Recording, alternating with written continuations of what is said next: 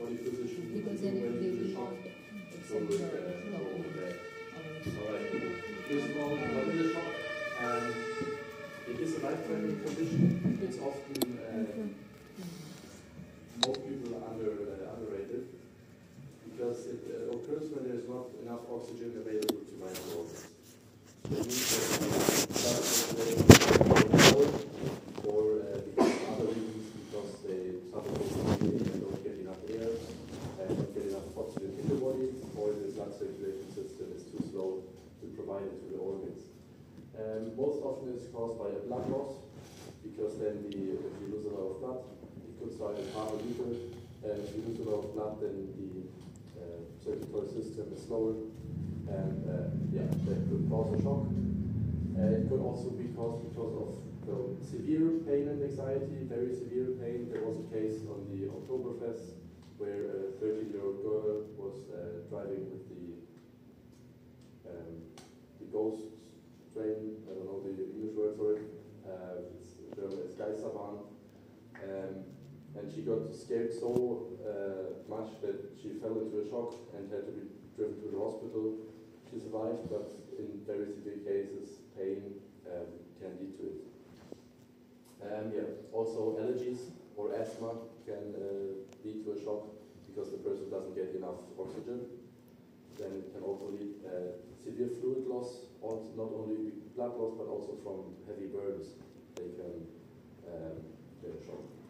So other causes are the reductive cardiac output, maybe from a heart attack, because the heart isn't working properly, severe fluid loss from a burn, allergies and asthma, or pain and anxiety. How do we recognize it? First of all, the paleness. That's the most often occurring sign, because we don't have enough oxygen and we get a little pale. It's not completely gray like with a heart attack, but for example, if you have to vomit, you also get a little bit pale. That's more like it in this case. Then cold skin and sweating is because the body tries to compensate it, but if it already is a shock, then the body can't compensate it on its own, so it needs help. Then disturbance of consciousness, they might get a bit dizzy, they can't walk straight anymore, or they don't know where they are or what time it is. That happens as soon as the brain doesn't get enough oxygen. Blue lips and fingernails are the first things you notice to lose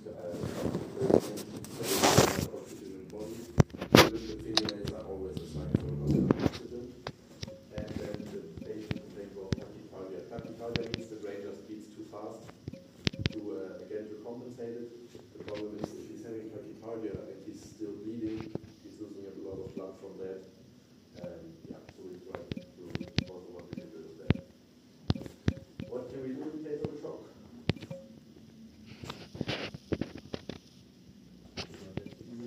The easiest thing we can always do because at this point the body can't deal with it on its own, so he needs blood donation or medication, anything to deal with it. Also constant care, just being there for them, slowing the heart down. If they lose a lot of blood, or if they have an open wound and then the heart beats faster, they lose even more blood. So we try to calm them down. Gentle body position.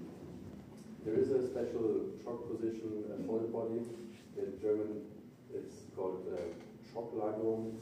Word for word translation would be shock position. It's just you put the legs up. That's the shock position. And concentrating your shock with the legs up, the blood can flow easier back to the heart, and also it's easier for the heart to get the blood back into the legs. How high up do we put the legs?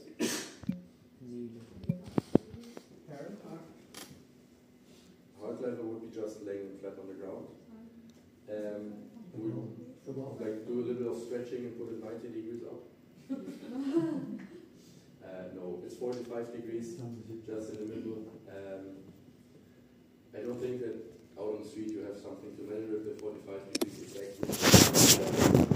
At the moment, anything helps, but 45 degrees is just the best I can.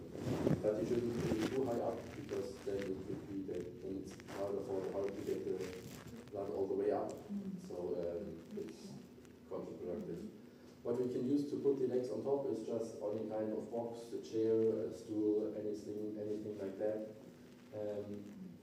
Anything that's higher than a DIN A4 paper is a good height. And also if you're maybe drinking with friends outside, a crate of beer or any other drink is also perfectly fine. So you put the lower legs up, not like basically the whole legs up, instead of just like put the legs on it. There. You put the lower legs on top of it, and then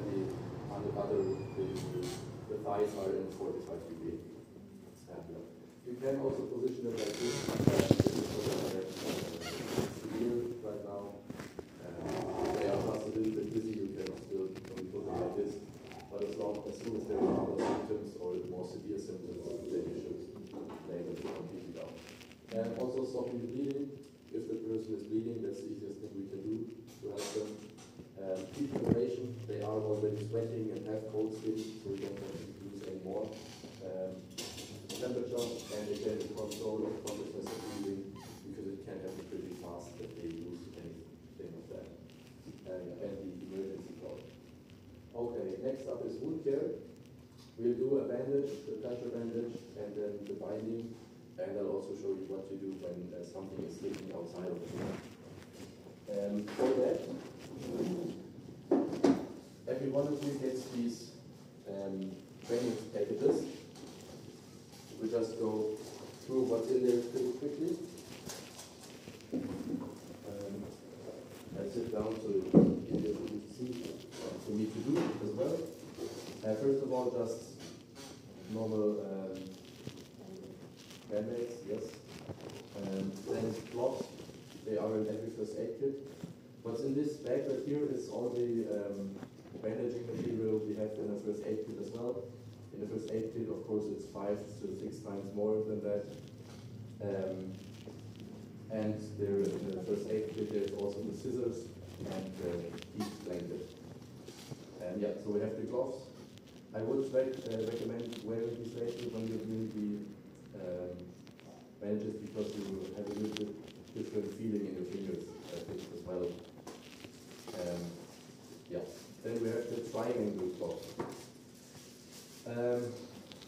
Two interesting facts about that. It's a cloth and it's triangular. That's all to say about it. Yeah. Then we have a wound compress. We put those directly on the wound. Yeah. And then there is our these two rolls. You can tell me what's the difference between those two? Other than they have a different packaging. One is more absorbent. The right one is double. Sorry? The right one is double. This one? Yeah. Yeah. This one is sterile. Everything that's partially or completely packed in paper is sterile. Sterile means there's no bacteria or anything on it, so it can be put directly on a wound. This one is only for bandaging. For bandaging on the wound, this you can put directly on the wound. The good thing about this one is you also already have the compress inside, which you can put on the wound, so you can save time. So now a normal bandage. They are sterile, so you should only touch them at the corners or on the sides. If I touch them like this, they aren't sterile anymore, because now there's my bacteria on my fingers there. So I try to hold it like this and put it directly on the wound. There's two of them, so we can even cover bigger wounds. So now let's say I've got a scratch here, then I put this on top. I only need one, and then I use the little one. It's just a bandage. It's just a thin bandage. Put it on top and wrap it around all the way. And so this is how I fixate the wound compress. That's really all there is about the normal bandage. We do these for just scratches. The main reason is not to stop any bleeding, but mainly so there no bacteria or dirt gets into the wound and it doesn't infect. When I've only got a little bit of it left, I can just put it underneath the rest, and then the bandage is done. Yeah. are differences with knees and elbows. Because if I've got a little scratch on the knee, of course I can walk with that. So I just make sure to make the bandage so there's no dirt inside. But if I would use this bandage and I bend the knee, then it would just go up or down and wouldn't stay in place. That's why we use the triangle cloth. As I said, it's a cloth and it's triangular. This we fold it 2 times at the top, the long side, and then we put it above the knee. Just tie a simple knot at the back, and then that's nearly it. You just take this and fold it a little bit. So it's covered, no more dirt gets inside. I can bend my knee and it won't go up or down. And of course I'm not doing it over the trousers, but directly over the wound. And it's just to show right now. Yeah, we can do this the same with the elbow because we don't want any dirt getting inside. Yeah. Questions about normal bandages? Do you have to put any sort of disinfectant before we put the bandage on? No, we don't do disinfectant. Of course, if there is still dirt in the wound because you fell down or something, you can use water or anything to wash it out. But wound disinfectant is classified as a medication in Germany, I think since 1 or 2 years. I don't know why. If you have it at home, the disinfectant, you should use it, I think, because it just helps keeping the wound clear. Yeah, but it's not in the first aid kit. Yeah, then that's it about the normal bandage. For every wound, it doesn't really need just to cover it. We use the bandage. Then next up is the pressure bandage. What is it? What is it for? What does it do? Well, it stops the bleeding. That's already there. But how does it stop the bleeding? Sorry? That's loud thinking. How to produce the blood flow? Sorry? How to produce the blood flow? Yes, but how does it do it? It has Pressure on the pressure on the blood vessel. That's all it does. In case of heavy bleeding, the blood vessel should be squeezed. Where is it? A normal bleeding, of course, if the arm is completely missing, we don't only do a pressure bandage. It's just cut off to see it better. A normal bandage, we put this as a compress, and then we wrap the bandage around. But you see the gap is still pretty big for a cutting wound. So we need a pressure object. We put it on top, and then we wrap it a little bit tighter to apply pressure. That's how we do the pressure bandage. Yeah. If, of course, in a first aid kit, we have a lot of another one. Of course, in the first aid kit, we have 5 or 6 of these packages, which should be used as a pressure object. Who says this one? No, another one. Who says this one? Yeah. Who says it doesn't matter? It matters this time. This one. The problem is we have a pretty strong bleeding, so this will soak up the blood because of the paper. It will soften up and soak up the blood, so it will lose its pressure. So we will lose the pressure over time. This one, it has to stay in the plastic, but if it stays in the plastic, it will keep the pressure. We can also use any other kind of pencil or anything to build up the pressure. Yes. So how do we do the pressure bandage? For that, I need another body here. I can apply the pressure bandage too. Thank you. Of course, I use the gloves because because they are because I'm handling with blood, and the blood can carry a lot of infections, dangerous infections, and I don't want to get any of those. Of course, if you already have all of them, you don't need those. But I will take them. Yeah. So if a person has a strong bleeding, it would be good to already put the arm or leg that is bleeding up, because then there is less pressure and they lose more blood. Which arm is it? Okay. So just hold the arm up like this. Let's say the wound is right there, then there is less pressure on it. Then I use the package where the compress is already inside, put it on the wound, and then I have to hold it in place. Normally with the wound there is blood which keeps it in place, it sticks to the blood. So now 2 or 3 times I just go around until it's fixated, and then I use the pressure of it. So I put it directly on the wound, and then I go with the compress over it. And now I can apply, I start applying the pressure. So every time I go around, I pull a little bit to start applying the pressure. So we don't unpack it, right? No, because otherwise it would soak up the blood and there would be any pressure left. We don't really have to pull with full force because we don't want the bandage through it. And if we only have a little bit extra, we can tie a special knot. So there is even more pressure applied and we don't really need the knot. We just put one finger in here and go the other way around. Then through this, I can take the part of the bandage. I have to make sure that it's still on the bandage, and then I can just pull it like this, and there is even more pressure applied. And after I pull it, I can just leave it like this because it won't. You see a little bit of tingling in your fingers? Yeah, that's perfect. It can be that after some time the hand is feeling a little bit numb or turning gray, or maybe now there could be a little bit of color difference in your hands from one to the other.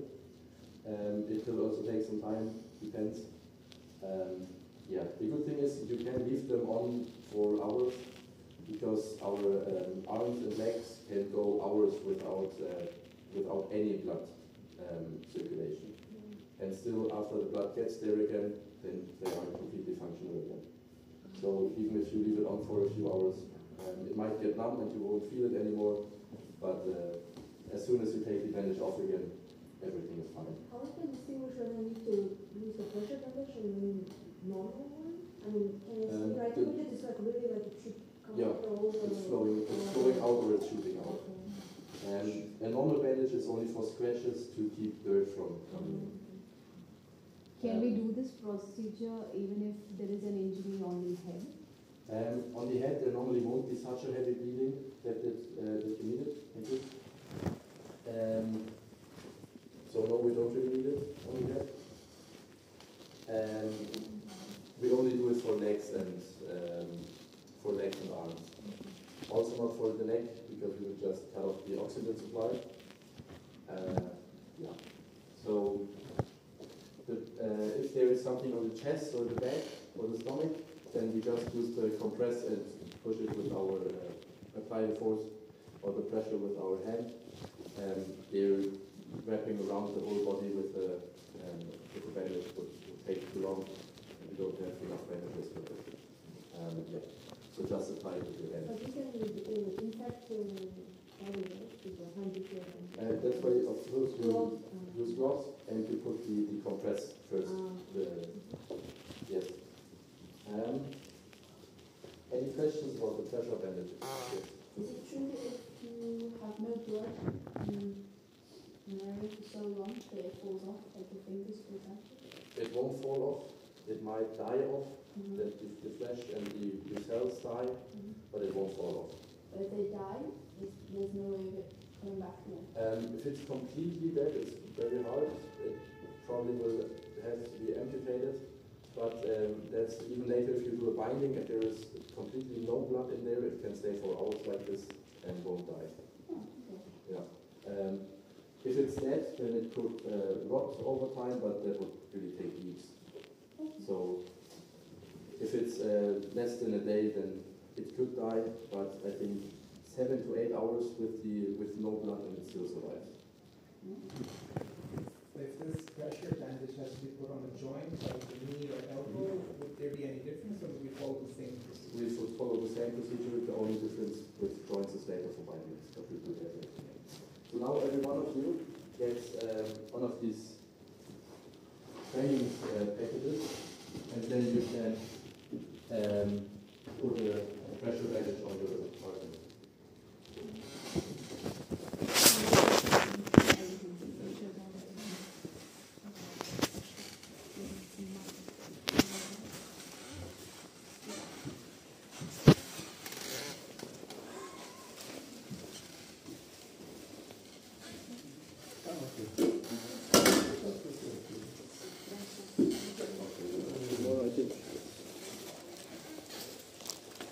Alright.